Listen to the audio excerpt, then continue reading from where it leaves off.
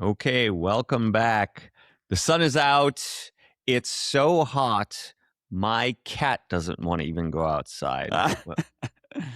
Welcome, everybody. We are back. Enter the Matrix. Enter a new year.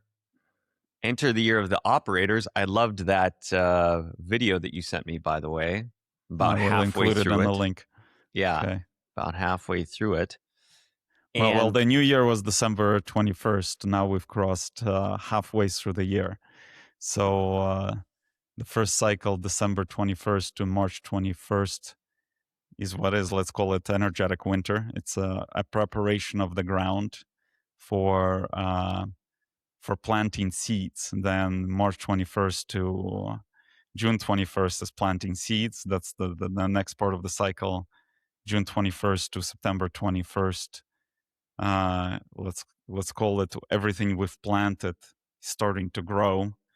And then September 21st, December 21st, we rip the fruit or the results, as well as we reflect.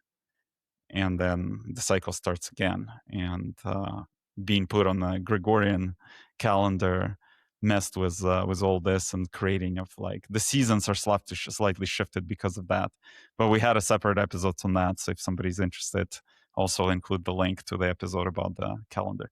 yeah, if we're kind of looking at everything being fractal, which it is. Yeah. So if you're looking at things through the lens of a planting season, so to speak, yeah, how can we look through it in the same way, or does it map almost in the same way in terms of our actions and the things that we need to do year by year? Do they map in some similar fashion or no? Yeah, and that's the reason I brought it up is when we live intuitively aligned life, not only we align with our inner truth and our inner cycles, energetic cycles, because each of us have our individual cycles, but there are environmental cycles, energetic cycles, planetary, and that's the ones we've just touched on. And one way is trying to map that through your mind, meaning, oh, I know it's planting season, so I'm going to plant seeds of new projects or whatever, right? It's a great time to start new projects. The first cycle would be usually initializing ideas. So December 21st to March 21st, you're like in this reflective, meditative state, trying to fill in what's next, creating the vision. And then March 21st to June 21st, you start making actions to plan to start those projects. But the thing is, when you see that through the lens of the mind, or let's say we're talking about it now, somebody could make a decision. I was like, oh, now I'm going to live rigidly through that construct.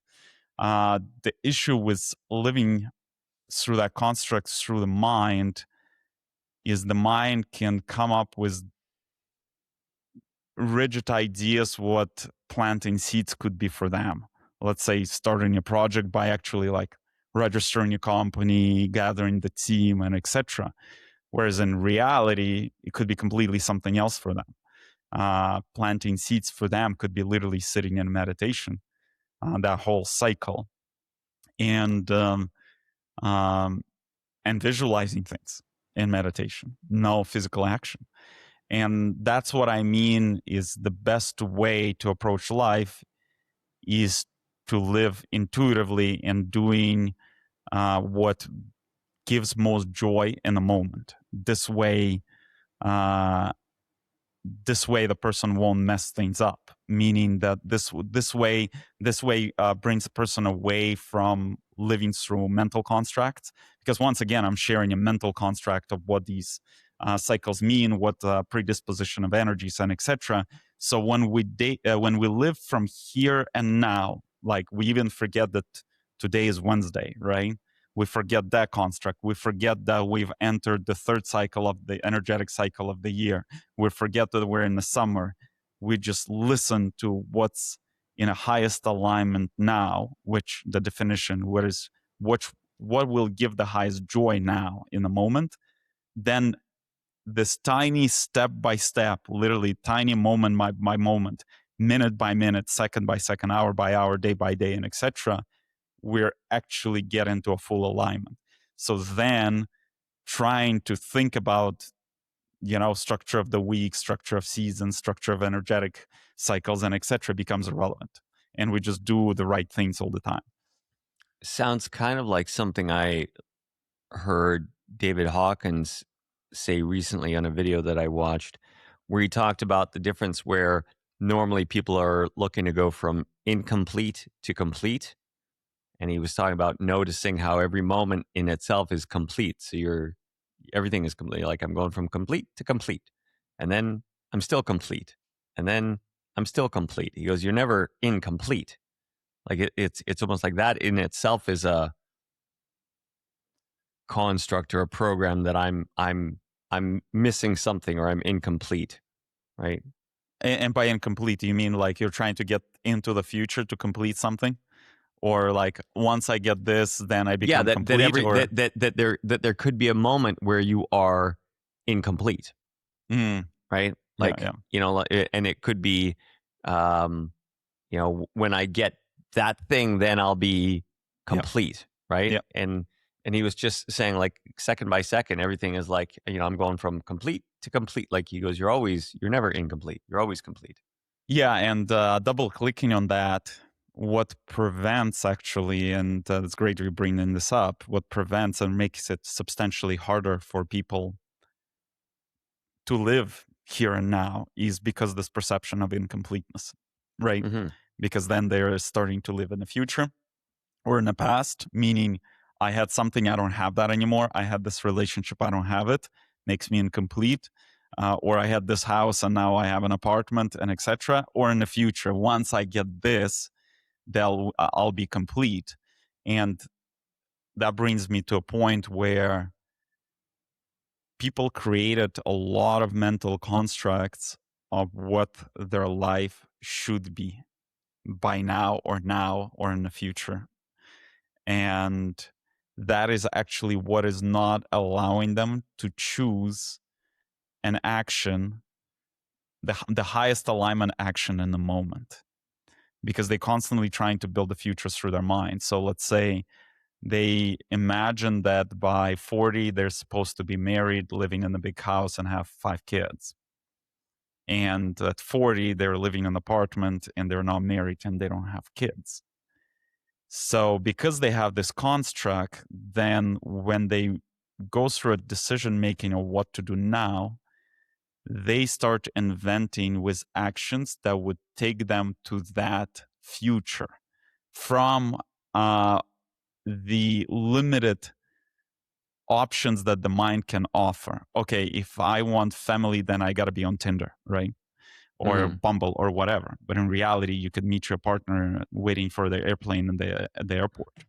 So, but to end up in the airport, you got to be able to live from here and now, and in a moment realize, wow, I actually would love to go hike in the mountains in Italy, and actually lean into this decision versus when you're not living in the moment, then you are already have most of your week planned out with work calls. I have to hit the metrics. I have to do this because I need that house, right? So number one step is to release all the constructs of what your life should be. So what your life is in the moment today, that is the best version of life that that person deserves in that moment.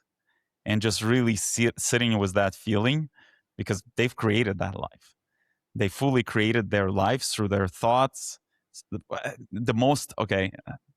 through their state. Their state created their inner state, and by inner state, I mean their emotional state and their state of thoughts created the life they live in.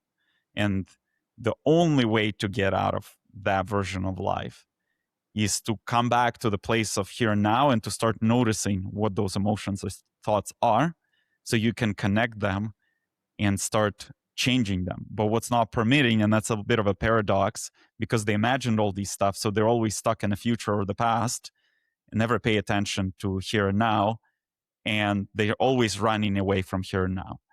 And as a result, it's very difficult to change the reality because they're always chasing something. Versus when the biggest thing a person can do is do an inventory of their life today and fully accept it. Okay, that's the life I've created and that's the life I deserve.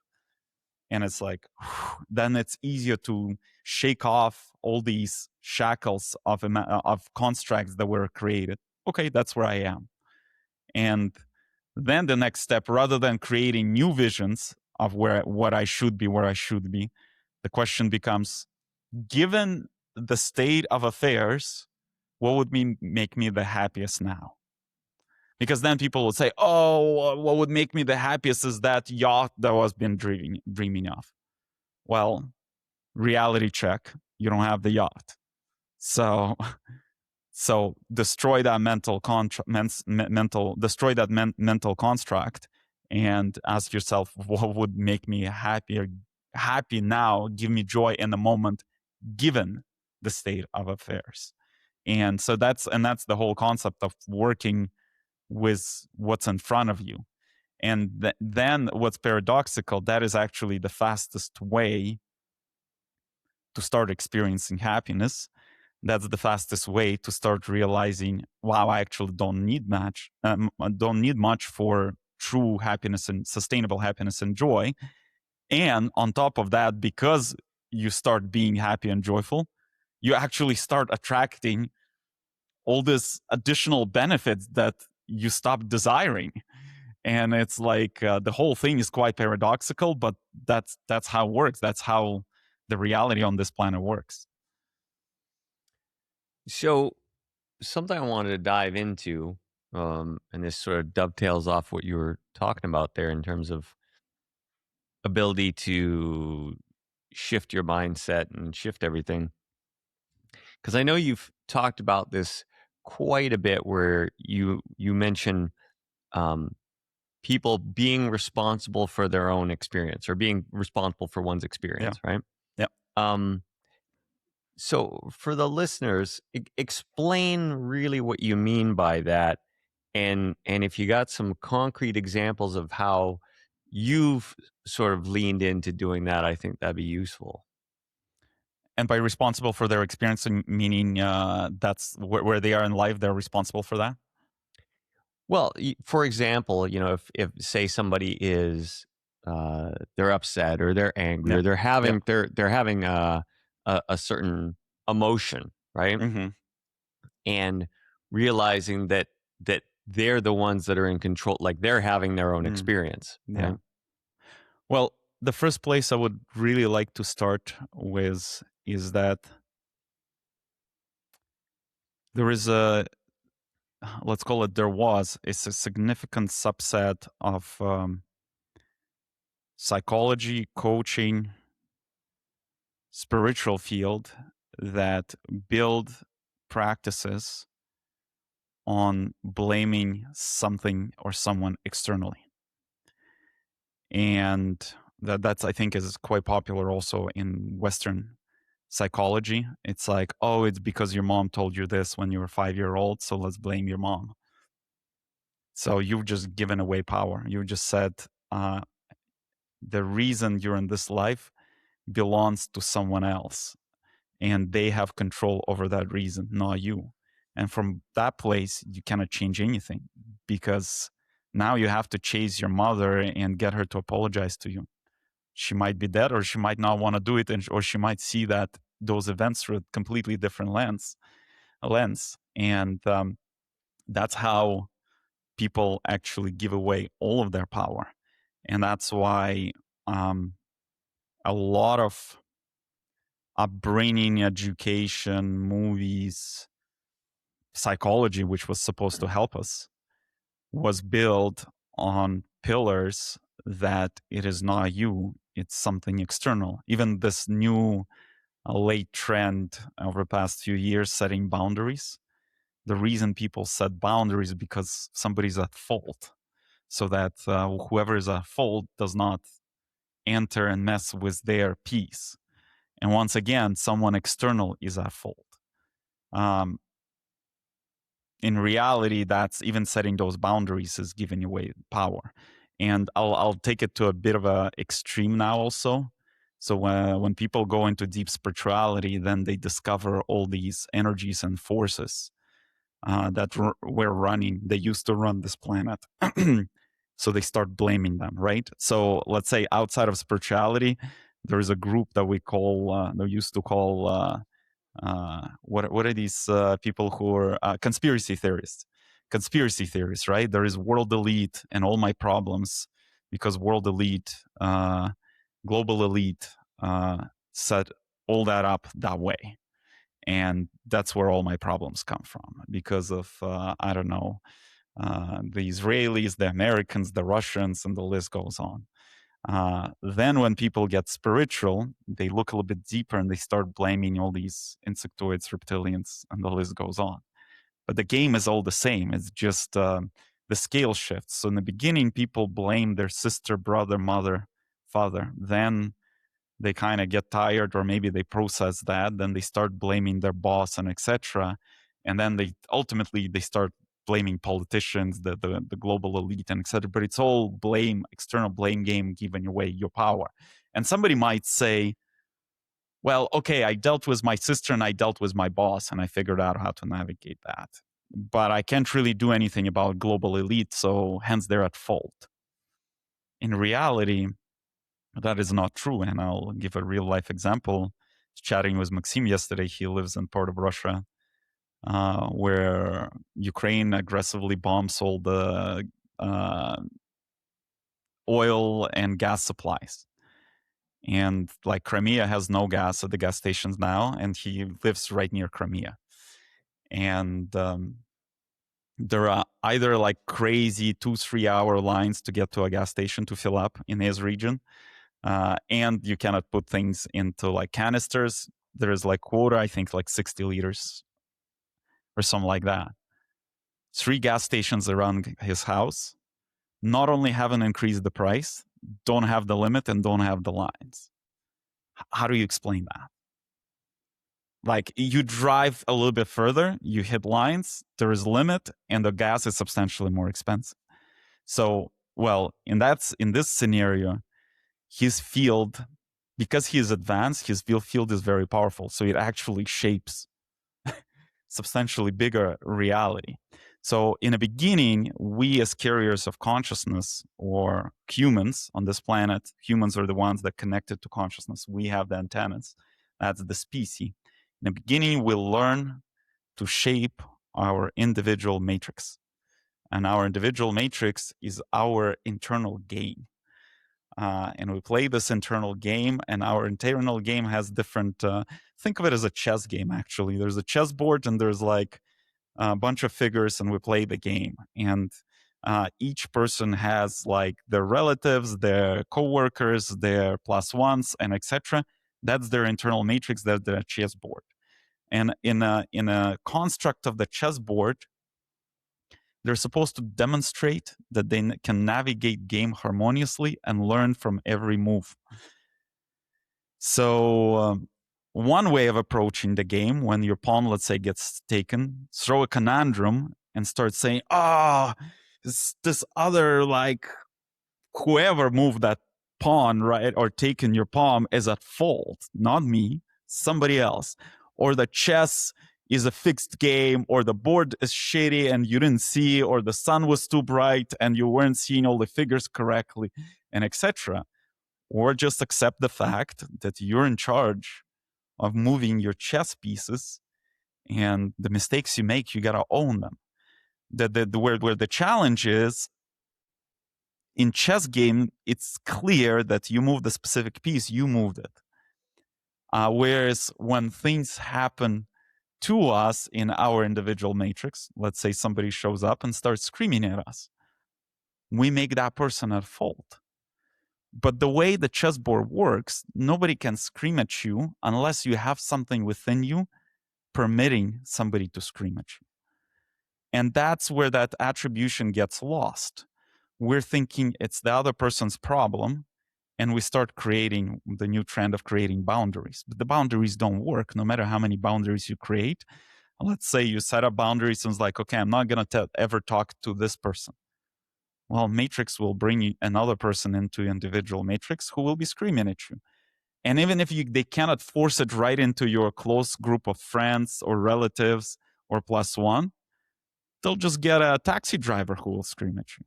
Then they'll get a person at the cashier or somebody else, and etc., because it's just trying to point out there is something out of harmony within you that is permitting your internal matrix to act that way, or people in internal matrix to act that way. And the best way to think about it structurally or meta, we have conscious and subconscious. Conscious is what we've learned how to manage within ourselves. So those are the energies we know how to manage, or let's call us, those are our skills / features / behaviors / thoughts / emotions that we know how to operate really well. Let's say when we face a challenging conversation and we learned how to have challenging conversations, we stay calm, at peace, we ask questions, we learn all the details, and we arrive at a constructive solution. So no problem there. We've learned, we know how to do that, right? So that's within our consciousness. Our unconscious or subconscious are the energies that we don't fully know how to operate well yet. So when that is presented to our internal matrix, because we haven't looked into that, let's call it dark part of ourselves, but it's not dark, we just haven't fully brought it to light and haven't fully learned how to use that part of ourselves, we get triggered. In our perception, oh, we got triggered by the person or by the event. No, in reality, we got triggered by ourselves, because there is a part of ourselves that we either don't want to look at, like great example from yesterday. Basically, I was hanging out with my partner, and there were events unfolding in her life that are bringing up part of her subconscious into light. And as that energy is coming up, she starts becoming uneasy. It's like trying to push it back down, or gets emotional. And that's normal. That's how some people react. Get emotional, avoidance, emotional, and emotion could be anger, could be disappointment, could be whatever it is, right? And one way is what we chatted about in our previous episodes, is to lean in and to understand why is it coming up, because it's really our parts that are coming up. And when we try to avoid them or push them back down, we're not growing and we're not learning. So when somebody comes into our field and starts bringing something out that makes us uneasy, it's things in us that makes us uneasy, not about that person. It's not that person. That person is just brought some type of energy into our field, and it touched that energy in us, in our subconscious, what we haven't learned to navigate.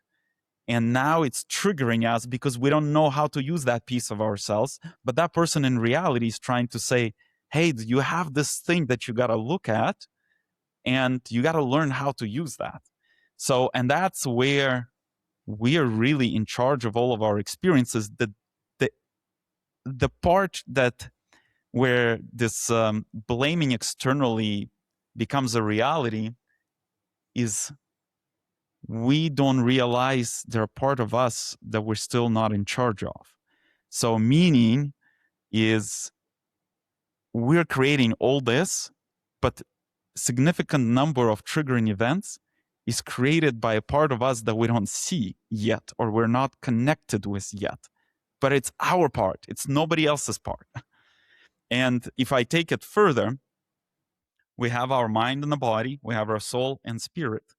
When we load into this body, when the soul and spirit loads into this body to play this evolutionary game, they've already created a plan for evolution of like the major, let's call them the major degrees that they want to upgrade themselves in, right? Or major qualities they want to develop. But we can say from the mind, from a place of mind and body, we can say, well, I didn't create this plan, so fuck off. Okay. But then you're basically what you're saying, I don't want this body and mind to be connected to the soul and spirit that was loaded in here. So I'm initiating disconnecting. And by disconnecting, by pushing back and back and back, where you're creating an opportunity for another entity, it could be destructive entity or another soul and spirit to enter this vessel. Because we're saying, oh, I didn't create this. Well, mind and body didn't create this, but another part of you created this. And because you're not fully synchronized with that part of you, which we can call consciousness, that created this type of life for you, it does not mean you haven't created this life. It was created by the part you cannot fully communicate with, you haven't fully synchronized with. And that's why there is this blame game. And where we are right now is there is a subset of people who already feel this part and started to take responsibility for many things in their life. And they will only continue deepening into this synchronization with their soul and spirit and with their subconscious, unconscious, whatever you want to call it. There's so many terminologies. And there are people who haven't figured this out. And they're just not making through this transition on the planet. And that's okay. They've had quite a bit of a chance. With that said, I think what could be interesting, and that part we haven't fully understand yet, that might create a lot of bodies or avatars, mind plus physical body, that could be used by other souls that can tap them because the body never properly connected with the original souls that loaded in. So as the planet goes through transition, there might be a great opportunity for this big shift or refresher. The avatars that got confused and lost, a new soul could take them under management and see if that could work out. So I'll pause here. Okay, so so what do we do when the experience that we're having, right? It's like exactly what you were saying, we're having a certain experience, and maybe the fact that we're having that experience is now affecting others around us. And then, those other people, they may be having an experience and they're blaming their experience on our experience, right? And so we're all playing this game. Yeah. So how do we navigate the structure or the hierarchy of all the experiences going on? Because you could have an experience, maybe, who knows? I mean, you're super chill, so maybe it's not possible, but let's just say you get upset, right? And then that puts your partner in a bad mood, and then that person then goes about and they get someone else in a bad mood. And so everybody's passing the buck of the bad mood sort of onto the other person, because it's like, well, I'm in this mood because you made it happen. And then they're saying, well, I'm in this mood because you made it happen. And everybody's now having an experience, but they're not saying that it's their experience. They're saying that, again, what you said, where they're not a sovereign being over their experience. Yeah. So how does that navigate, and what's sort of the hierarchical structure of that to deal with it? Well, my partner also said an interesting phrase yesterday while we were unraveling things she was going through. She's like, "Why are you so chill?" Well, I wasn't. I spent the past, let's call it 5 years full time, synchronizing with my soul and spirit, or fully understanding all unconscious and subconscious parts of me. And still, I'm on that journey, right? So there's still experiences that create an easy state for me. But there are a few things there. The number of those experiences are very, very low now. So I have, it happens rarely. So most of the time I'm just happy and peaceful, and no matter what happens, right, I stay in that state. And if I do find that experience that throws me off balance, then I know how to very rapidly rebalance. First of all, be grateful. I was like, wow, you've shown me something new within me that I haven't seen that threw me out of balance. So for me, it's excitement. It's opportunity for growth. I'm like getting goosebumps right now. Like I'm so pumped for that experience. Versus before, I'd be like, why did you throw me off balance, right? And old version of me went into a blame game. Whereas now I go into gratitude game, which is thank you very much for doing whatever you're doing to find this button so I could see the part of me that I couldn't see. And so I rebalance myself quickly and make that experience constructive and make that experience a growth opportunity for myself. So coming back to the way it could have played out, let's say my partner is out of balance. Now, if there is something that resonates with the same energy, now I can get out of balance by being worried that I caused it or whatever, or, like if she's unhappy, I should be unhappy. And that's like how people try to, create belonging by mimicking the behavior of others or whatever that reason. And so now I'm continuing to replicate that experience that she's in and pass it on to cashier and etc. But it was a choice.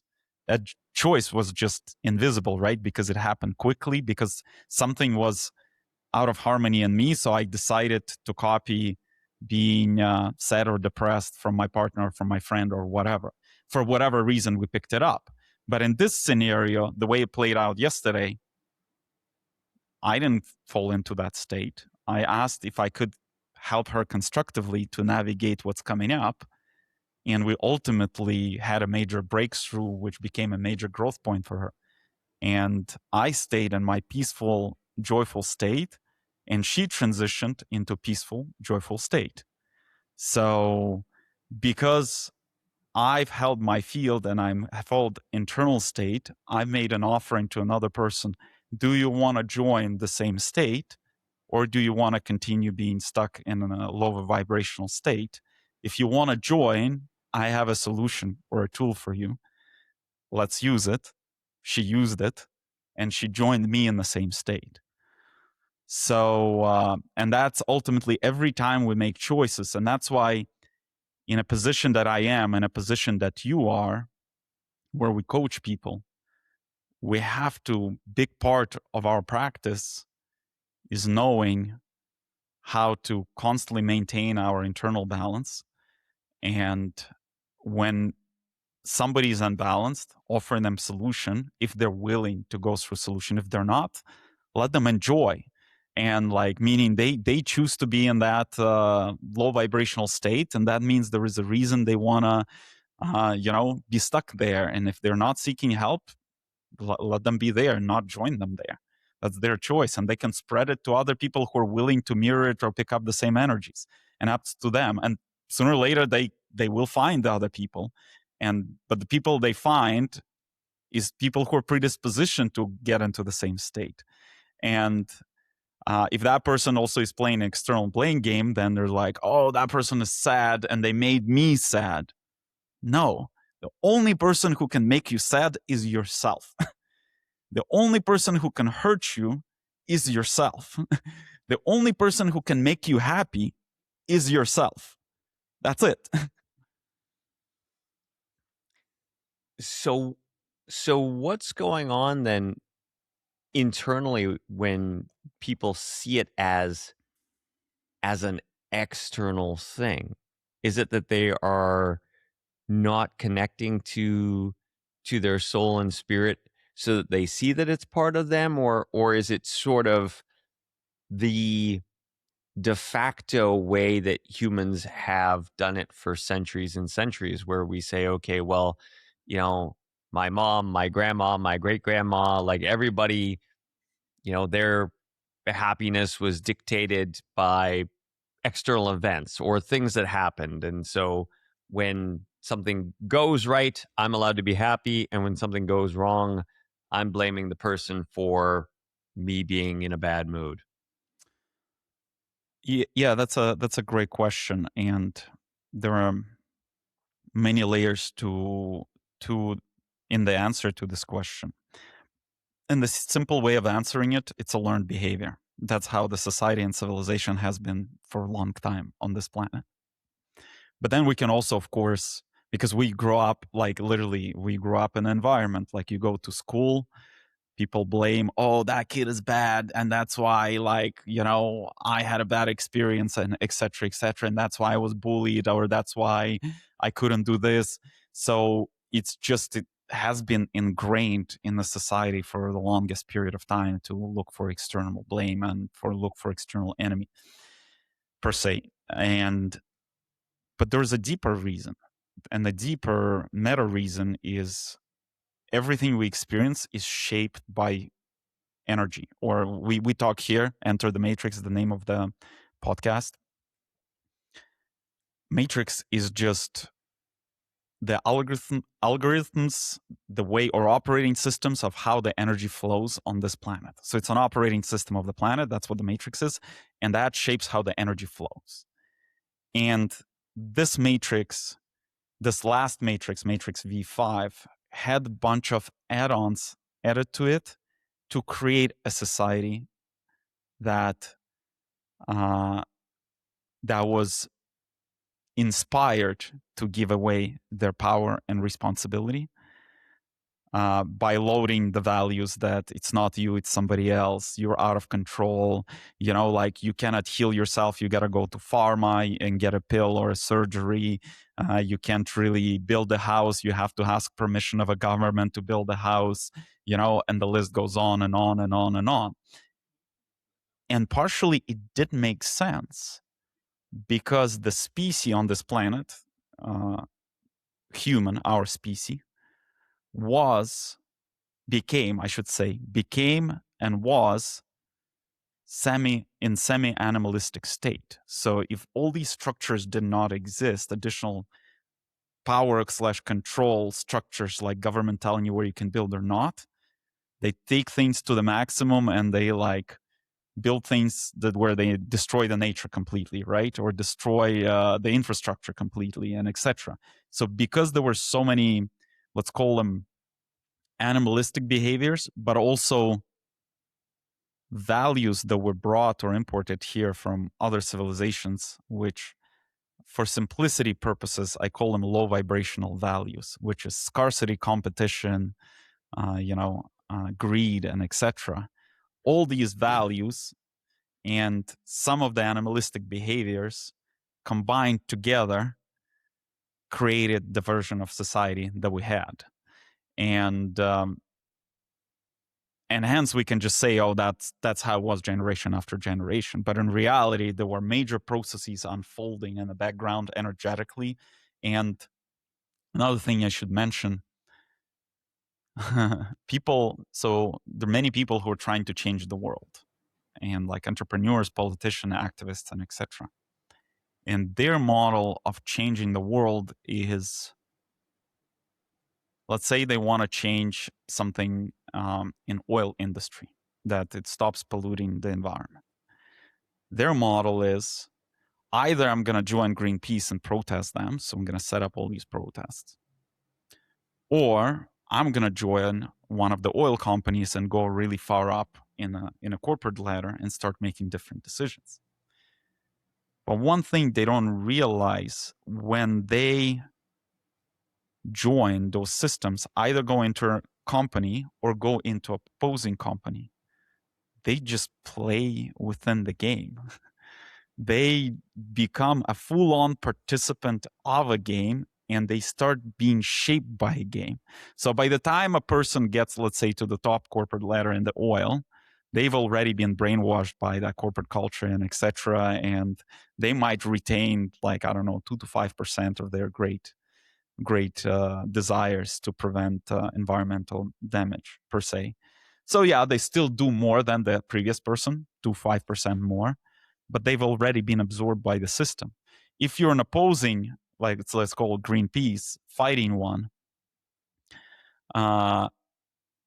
you're fighting within the system by the rules of the system. So it's like you're not even seeing the full game. And at the end of the day, even if we look at the Greenpeace, have they done something good? A bit.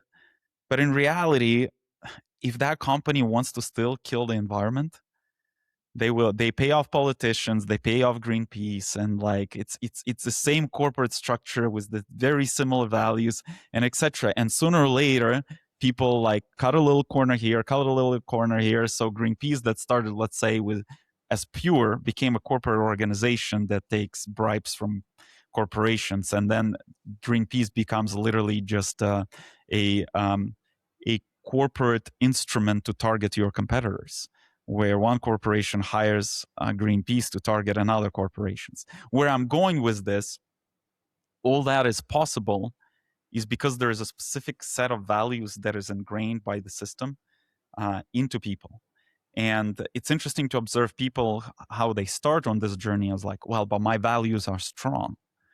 And when they try to change the system by going into the system, it's almost impossible to preserve the values. Like if you want to go through a corporate ladder in either of these organizations, you slowly sell part of yourself and you replace part of yourself with those values that exist there. So where I'm going with this, the way change actually happens on this planet is by programming the matrix. And people think, well, I don't know anything about energy. I don't know. I'm not even sure if my soul, it has, let's call it specific status to change the environment, to program the matrix or change the energy. There's a saying in spirituality that still holds true: save yourself and save millions. What it actually means, when you achieve life in harmony, so you live happily in alignment with yourself and external world, that state of being is what actually reprograms the environment. Because you start energetically shaping, your field starts shaping that environment. And bringing ourselves back to Maxim, he lives a happy life. As a result, in his environment, he has shortage of nothing. Even though like that whole region has shortage of gasoline, he has no shortage of gasoline. And it does not make any rational sense that there are 3 gas stations that have gas and you drive further, there's no gas. It does not make any sense, but that's exactly how it works. And similarly, many episodes ago, you brought up an example how this woman decided to cross the border from Ukraine to Russia during the war, and she just walked with a kid, and they're like, I don't know, drones flying, like artillery shooting, not a single thing touched her. So it seems like she's in the midst of an environment that within seconds she should be killed. But in her reality, it's like, oh, this does not resonate with me. That's why I'm leaving this and I'm going there to have a peaceful life. And I'm just walking and it all doesn't matter. And that her field, having that harmony in her field, nothing can touch her, and she's just walking, and everybody's like making videos and they're super confused what's going on, how come she's not dead yet, and etc. And that's why it is so important to take responsibility, to focus on yourself, to create harmony within you. And then no matter where you are on this planet, you will start bringing that harmony. And that if we tie it back to this experience of oil companies, right? Mm-hmm. So let's say you created this harmony within you, and part of that harmony, you live in a harmony with nature, and you live, let's say, in a town called Herceg Novi, and that field starts shaping the reality where gas stations might start closing up, and because people are just starting to choose, I don't know, electric cars or solar panels or whatever it is. And we'll have much more advanced technologies. Those are rudimentary technologies, but we do have them where we don't need oil companies anymore. But that happens by somebody making a very aligning themselves internally, not making a stand. Because when somebody makes a stand, usually they make a stand against something and they create this friction. But in reality, you just got to start living happily in alignment with yourself. And that starts shaping your life. So now nobody can come in and scream at you, because there's no screaming in your life, because you're in harmony. And if there is some screaming, that means there's something left for you to learn about yourself. And that's why I go into mode. If somebody screams at me now, I was like, oh, wow, thank you. That's interesting that you were able to scream at me in my field that I know is in harmony. That means there is something that I haven't seen yet about myself. And then I start exploring that within me. What has permitted that person to scream at me? Oh, interesting. I haven't paid attention to this aspect of myself. And then I understand it, I harmonize it, and etc. And now once again, I hold this field. And then that's how we create a completely different society. Gotcha. So, what are the implications of not doing that, of not letting go, of not harmonizing our experience? Like, what are the major things that happen to us in this sort of human existence um, when we are so invested in maintaining our negative state or negative experience? And this is actually a perfect question, and because I think it's very timely and critical now. So, with this transition from V5 to V6 matrix, people wanted to be creators of their reality, and the benefit of V5, because it was an evolutionary school, and if somebody wants to learn a little bit more about V5, V6, or watch some early episodes of this podcast, we talk about this extensively. The beauty of V5 was it was designed for semi-conscious beings, for semi-animalistic beings, meaning there was a significant buffer between your thought, emotion, and creation of reality. So a person could get, let's say, angry at the same thing over and over again for a year, 2, 3, 4, 5 years, and at the end, and maybe by 60 years old, attract somebody who is angry and smack them across their head with a baseball bat to give them a lesson. It could be a super long time because the Matrix V5 had a buffer. The energy moved slower, lower vibrational space, or what is low vibration? It's just slower moving energy. V6 is high vibrational space, energy flow fast, no buffer. Whatever now the person thinks and charges with the feeling becomes reality very, very fast. And that's why, if I would call it or name it in the biblical terms, that's what we call is judgment day. The person receives the judgment the way they judged others. So the way they behave, that's what they're gonna receive. What lives within them, that's what they're gonna receive. If, let's say, they're racist and they hate some kind of people, some ethnicity, that will magnify very rapidly and cause a substantially also a bigger feedback from the matrix or bigger event that will be very noticeable, not like just a comment that somebody doesn't like you.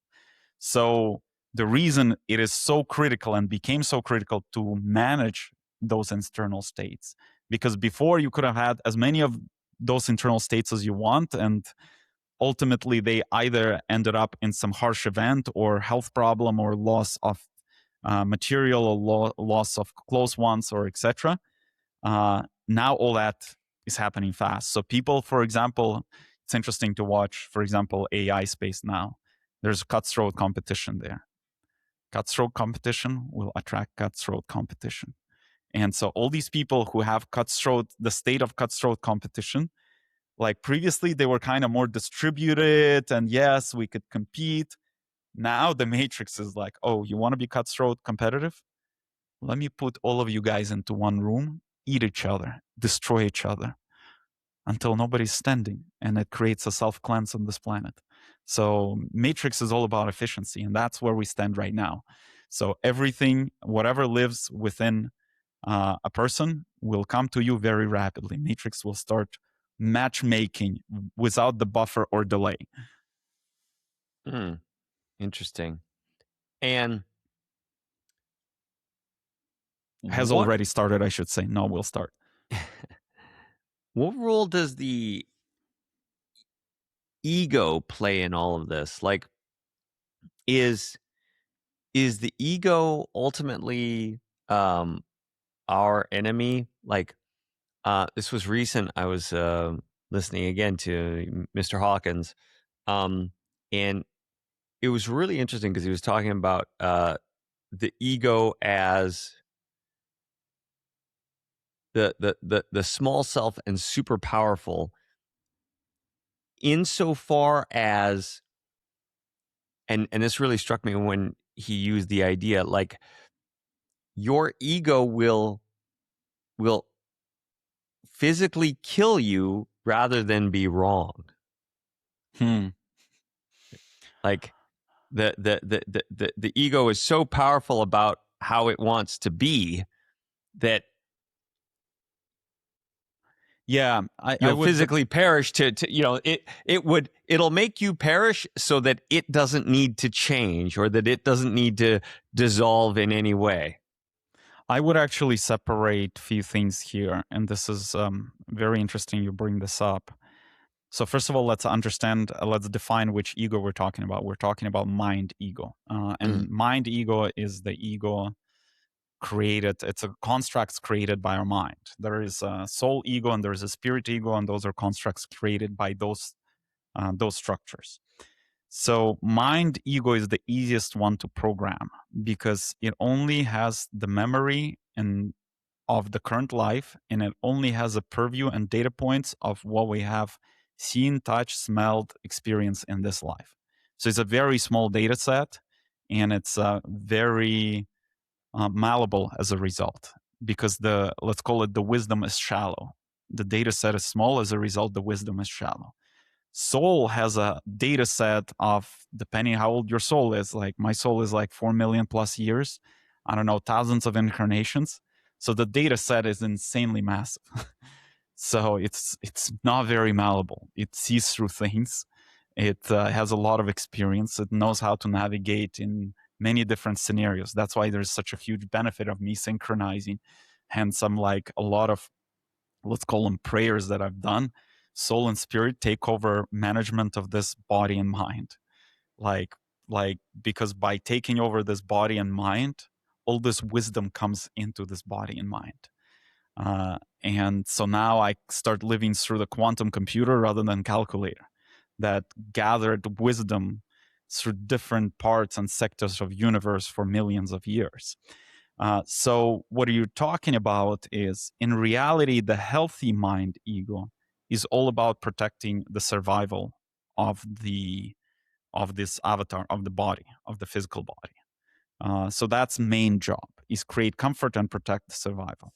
However, many values were introduced as part of this additional layer of Matrix 5, programming of Matrix 5, that were introduced by low vibrational civilizations here, that started introducing values or construct into mind ego. For example, preserve your reputation over anything. And hence in Japan, what do we have? Basically, a bunch of people committing suicide, not to face public reputation collapse. And it's interesting how it's like so deeply part of their culture. There's so many people just kill themselves not to face shame or some like some kind of a public exposure, and etc. And this is an example, like that's one value that's, let's say, call it over magnified. So there are many values that were introduced into a construct of mind ego, where it actually became detrimental to a species, to humans, where it started working against the body, against the evolution, and created this perception that if I stay in the same state, that's the safest state, because the future or the future is unknown, and I don't know if it's going to bring me good or bad. And in some situation, future brought me bad, and some situation good, but I'm not willing to risk. Whereas given we're in this whole universe, we're here to evolve and grow, the best choice that exists there is to lean in to change. The only constant is change, is dynamic movement, is dynamic transformation. So those parts of mind ego that lead to self-destruction, they're just acquired programs. Same as they were acquired, they can be unacquired, they can be uninstalled. And as people who are listening to this that discover those programs, they can choose not to have them. We have we have full control of programming of ourselves and our individual matrix. So of our chessboard. There's a big planetary chessboard. Everyone has their own chessboard. There are regional chessboards and etc. Everyone has 100% control of their individual chessboard that is shaped by their mind, their body, their soul, and spirit. So there's nothing stopping them from removing those programs. And as a person discovers something they don't like in themselves, they can change that purely with the thought or choice stating, let's say somebody gets triggered by unfair people, right? Somebody who's unfair, they can say, I live a fair life. That's it. And that will start bringing up everything that is actually unfair within them. The reason they usually get triggered by unfair people is there's still something within them that is unfair and they're not noticing. Or there is a hyper fairness, which is the opposite of it, where they go and cause goodness to others. There's a saying in Russian, we go and we want to cause goodness to you, but you've never asked. So you're interfering with somebody's evolution by, coming in, I'm going to make your life extra fair. I was like, you're just messing with my evolution. Why are you why are you by force introducing into my life? So that's another expression of where somebody could be hyper fair and etc. Right? So everybody has a choice to reprogram themselves, and that's when we started absolving ourselves of responsibility, saying, "Oh, this person is causing it. The only person who can help me is a coach or a psychologist or a doctor, whatever." We're saying we don't have capability. We have capability, and it's simpler than everybody thinks. Wow. Okay. Well, that wraps us up for this week. Okay. Yeah. Interesting. Like when we think about the places the mind goes, what we need to do as individuals to harmonize ourselves in those moments, and then, what we need to do to just keep changing ourselves so that we can live up to Matrix V6, so to speak. Well, one thing I want to add, Matrix V6 is fully installed and functional, and the V5 and this field that existed here that made evolution very challenging. So these programs that were introduced to be self-destructive and etc., that field is gone. And the reason I'm mentioning this, previously we still had a choice to shape ourselves. It was just significantly harder to reprogram ourselves because there was a field. Think of it this way. You sit at home and you're like, I'm going to be fair. And you walk out of your apartment and everyone and everything is unfair towards you. And you're like, oh, maybe my understanding of fairness is off. This person at work, did this funny thing and explained it beautifully, logically, how it could be fair. I was like, okay, I'll adjust my fairness. Whereas when you were sitting at home, your fairness was pure, And so hence, the reason I'm mentioning this, because this field existed and the collective consciousness also reinforced all these values, distorted values. And by distorted, I mean distorted for high vibrational civilization where we're heading. They're not distorted for other civilizations. That's their choice. You can choose your values. It was very, very hard. So you had to constantly choose to be fair, as an example. Choose and choose and choose and choose. And the field would constantly question yourself and push you and push you to change, unless you, of course, lived in a forest. And that's why a lot of people who awakened or had awakening withdrew from society, because it just was very difficult to sustain, because you had to constantly, it's almost like another analogy I would give. Imagine you live in a house and everything is nice and clean. But as you step outside, everything is dusty and dirty. And no matter what you try, you step out and your shoes get dirty, your pants get dirty, the dust settles on your shirt, and etc.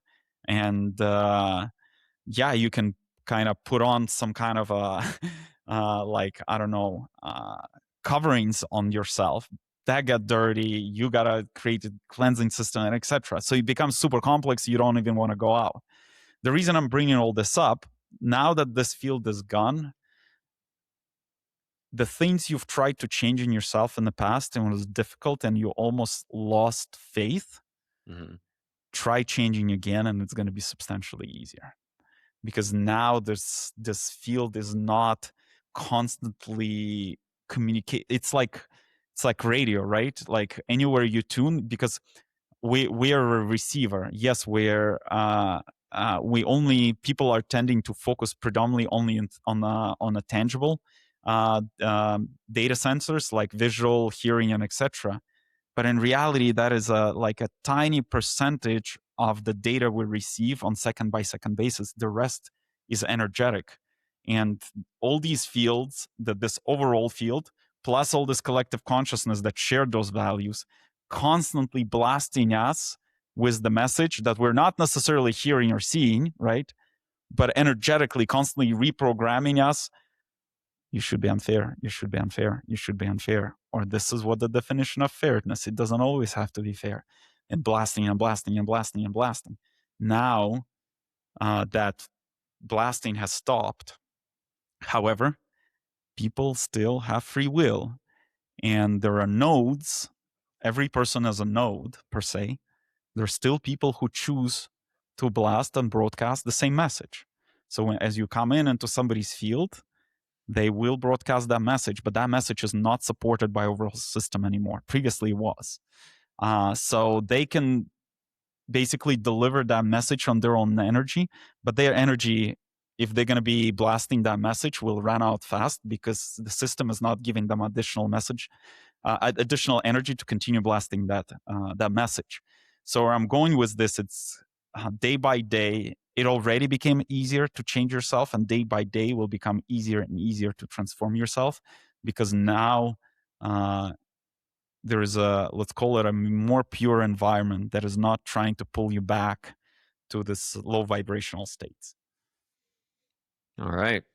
High vibe, baby. High vibe. Exactly. So if somebody has something they've tried and didn't work, try it again. You'll be surprised.